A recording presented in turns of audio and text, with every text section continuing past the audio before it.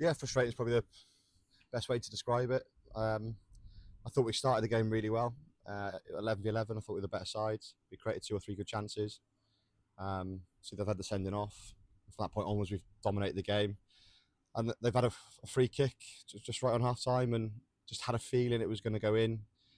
Just the way the game had gone. I think, as I said, we dominated the game up to that point, and then they've nicked the goal, and they've just banked up, and we had to try and break their block. And I thought first third and second third of the pitch, it was our best performance of the season.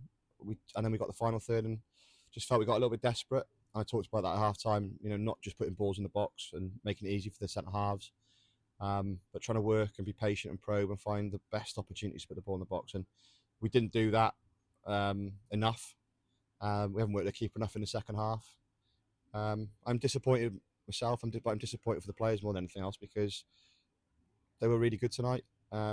It was just that final piece. So yeah, it's something to build on. It was disappointing not to get the win or anything from the game, but there's definitely some positives we can take into Monday. Yeah, and it's on Monday, so quick turnaround to another game. Ammanford at home.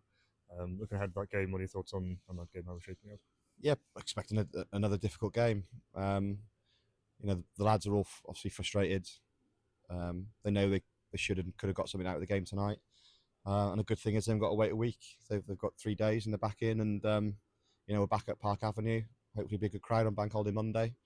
And if we can start the game like we did tonight, and take those good bits into Monday, tidy up a little bit on the final third, have a bit more devil in the final third, then yeah, I'm positive going into Monday.